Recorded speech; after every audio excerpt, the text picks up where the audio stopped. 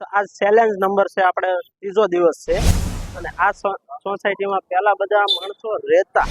અહીંયા છે ને બહુ મસ્ત બધી હરિયાણું માણસ છે, આ બધાના નામચીન માણસો છે અને ઓછા નામે એસએમસી નું પાર્કિંગ છે અને આમાં છે ને એ વખતે બહુ ટ્રાફિક હોય ને એટલે મોબાઈલ લેવાઈ જાય, આપણા હાથમાંથી જોંટી લે ને આવું બધું બહુ થાય.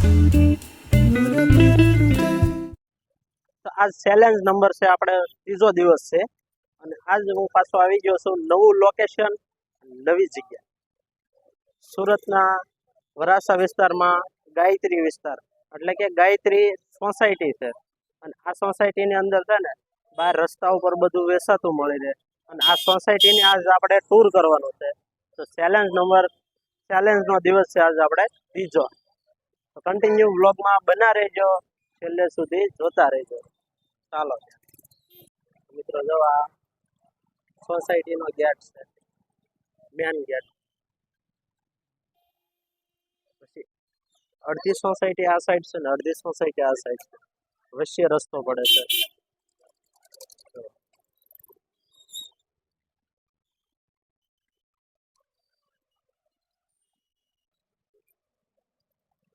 એવું છે.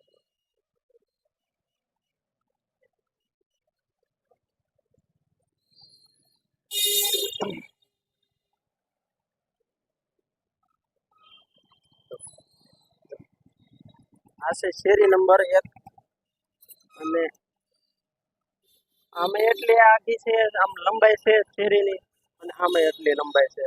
જો કારખાના થઈ ગયા છે બધા માણસો છે ને અત્યારે 6 વાગી ગયા, 6:30 જેટલો ટાઈમ થઈ ગયો ને એટલે બધું માણસો અત્યારે છે ને કામેથી અત્યારે ઘેરે જવા બધા નીકળી ગયા છે. જો આટલું ટ્રાફિક હોય.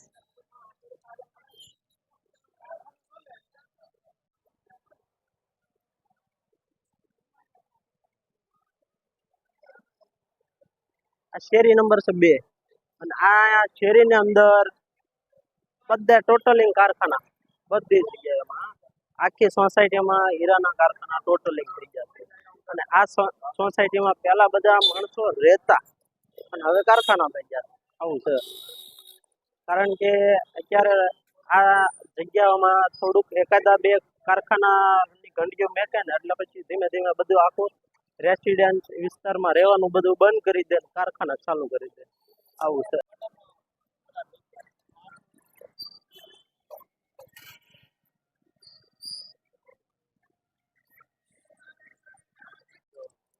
મિત્રો છે ને જો અહીંયા બધે છે ને હરિયાણું માંજવાનું છે ને બધી ઓલું બનાવ્યું છે લેટ.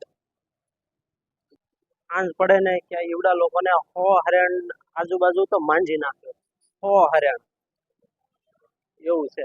અને આ અહીંયા તમારે છે ને હરિયાણ મંજાવાનો ને ઈ લેવા જવાનો, મેકવા જવાનો ને ઈ આપણે કોઈ જાતની ઓલું નહીં, ટેન્શન નહીં. ભાવનગરમાં જે સિસ્ટમ હતી ને એ વસ્તુ જ નહીં. અહીંયા તમારે છે ને ગાડી લઈને પ્રોપર એનો માણસ મેકેલો હોય અને એ હરિયાણ લઈ જાય, મેકી જાય અને એવી રીતના અહીંયા હરિયાણું માંજવા વાળાને સ્પેશિયલ માણસ મેકેલો હોય. જો ત્યાં નવી હરિયાણું બધું મળે અને હરિયાણા અહીં માંજે છે. જો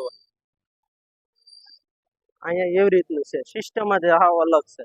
અને ભાવનગરની અંદર તો સિસ્ટમની વાત કરીએ ને તો જો પૈસા એ ઘણી જગ્યાએ આપણે આ જે હરિયાણ મંજાવીએ ને એ બધા કાપી લે ને એવું બધું. અહીંયા સિસ્ટમ હાવ બધી છે ને હાવ અલગ છે. જો આ જે પહેલી શેરી પડે ને એમાં બધે હરિયાણું માંજવા વાળાના બધા નામચીન માણસો અહીંયા હરિયાણું મંજાવા એમ બધાની દુકાનો છે, એટલે કે ના લેટ છે. મિત્રો, આ સોસાયટીની અંદર આવીએ ને એટલે પહેલાં જ આપણે અહીંયા ગેટ આવી જાય છે અને ગેટની અંદર છે ને આ એસએમસીનું પાર્કિંગ છે. આ જોવા તમે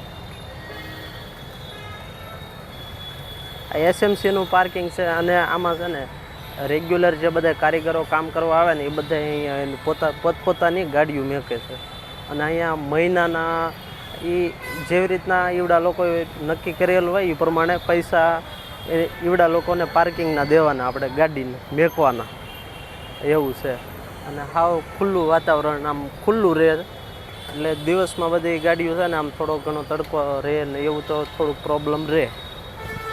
અને કાંઈ નહીં, વ્યવસ્થિત બધા ગાડીઓ તો મેકાય છે કારીગરોની સેફ ગાડી રહે. બાકી રોડ ઉપર વાય એટલે એસએમસીના માણસો આવે ને એટલે ક્રેનથી ગાડીઓ ભરીને લઈને વયા જાય. હું તમને એનો જે ભરતા હોય ને તે હું તમને વિડીયો એક શૂટ કરી દઈશ. અને આવી રીતનું આવું હોય, બરાબર. આ છે બીજો પોપડો, એટલે કે અહીંયા બીજું પાર્કિંગ છે. અને આ પોપડો અહીંયા છે ને પ્લોટને પોપડો કહેવામાં આવે.